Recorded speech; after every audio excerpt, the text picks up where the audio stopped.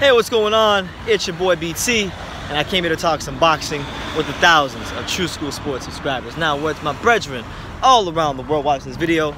Hope you're having a great day today. As you're tuning in, make sure you do yourself a damn favor and hit that subscribe button, and surely you will not be disappointed. Now, I wanted to play devil's advocate today because people always say, and I get it in the comments all the time, they say, Brennan, BT, you're one-sided. True School Sports, you don't like this fighter, you don't like that fighter, and yada, yada, yada, boo-hoo-hoo. He doesn't suck Wilder off like I do, and he's not in love with Wilder like I am, and he doesn't think Wilder has the most amazing biceps in the world. Ooh, shut up, okay? We're gonna explore the other side of the Wilder Dazn deal that didn't come to fruition, because I had a chance to ponder this yesterday. You know, I don't know when this video is gonna drop. It might drop before or after, but recently I did an interview with a promoter, a local promoter here in South Florida, who I respect greatly, who I've known for a couple of years. That's our first interview together, but I've been knowing him for like 4 years now. And that guy comes in the form of Henry Rivalta. Okay, he does the promotions for the Heavyweight Factory. He's worked with many people in boxing. He's very well known in boxing circles. I asked Henry from a promoter standpoint what he thought about Deontay Wilder turning down the Dazn deal. And much to my surprise, Henry said, you know what? Look, he looked me square in my eye and he said, Deontay Wilder's a badass. And he said that, you know, and he gave his reasoning as to why he thought it was good of him to turn down the deal. Because he feels like, from a promoter standpoint, that a lot of these fighters have no backbone. That a lot of these fighters are so quick to take the carrots that are dangled in front of them from other promoters, and they forget the guys that built them in the first place, you know? He said that Eddie Hearn and them guys, they dangled the carrot in front of him, but where were they when he was coming up, you know? They weren't the guys building him up into that bronze bomber on Showtime Championship Boxing. No, that was Al Heyman, that was Shelly Finkel, that was Lou DiBella, and that was those guys. So my thing is this, man. There's a lot of ways to look at this. Obviously, I have my opinion as a big boxing fan, and as someone who loves the fight game. You know, I don't care how many interviews I do. I don't care how close I get to people. I'm a boxing fan first, and I want to see the best fights. And I think it was very unfortunate that Wilder turned down the deal. That doesn't mean that the fights still won't happen. I just think they want to get more out of it before they take the fight. But my thing is, like, why the hell would you wait so long? Because, you know, you're the oldest one of the big three. You're turning 34 this year. You're one missed thrown punch from messing up that steel rod in your hand and having to get another hand surgery and having to call it quits. So why roll the dice again? And why not just fight the guy for undisputed? If you can punch like you can punch, and if you talk like you talk, why don't you just sign the damn deal and beat him? You know, beat him. You don't even got to fight after the deal. Just beat Brazil, beat Joshua twice, retire undefeated as the undisputed heavyweight champion of the world, and go down as one of the greatest heavyweights who ever lived.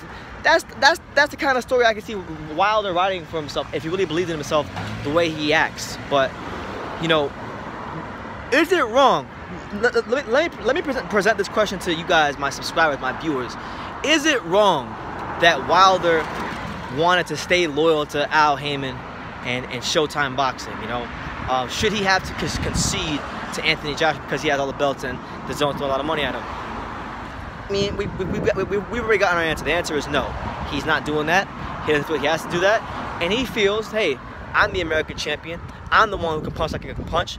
And Anthony Joshua, you know, the fight will happen when it happens. And he's not rushing it for it to happen. So, you know,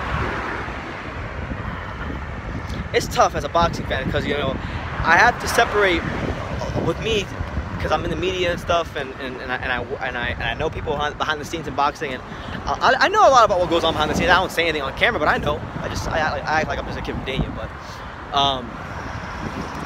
with that being said,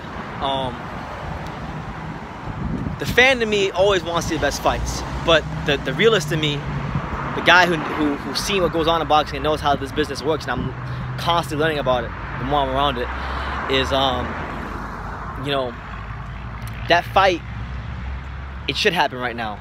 You know, it really should. But that fight could actually be bigger.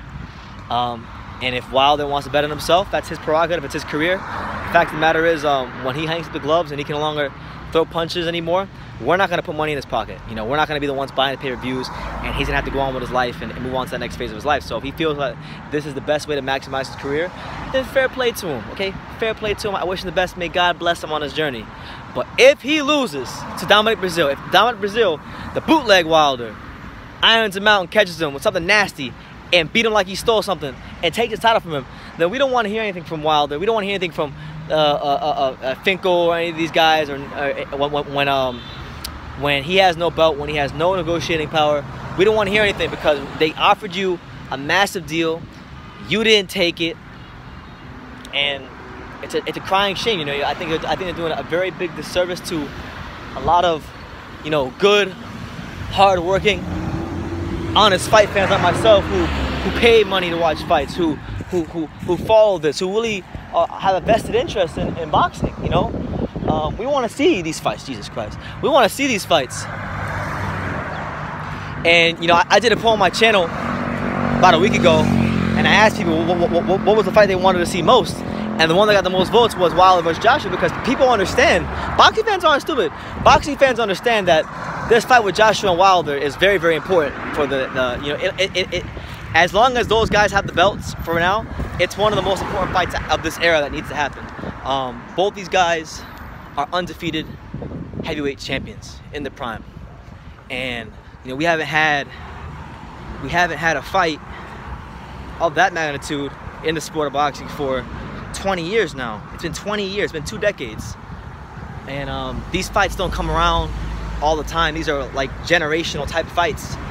And people want to see this fight. They're demanding this fight. They're clamoring for this fight. And, you know, it'd be highly unfortunate if history would repeat itself like Bo Lewis. And, you know, it'd be highly unfortunate if the selfishness and the self-interest of a bunch of, you know, egotistical dickheads in suits, if this fight didn't happen. So I'm gonna leave it at that. Was Wilder justified in his decision to turn down the Dazn deal? Only time will tell. He has to make sure he does his job and doesn't lose, because if he loses that belt, he has no negotiating power, and he has to accept whatever Joshua gives him. So if Joshua and Hearn and John Skipper decide to give him a chicken shit salad for Joshua fight because he has no title, then so be it.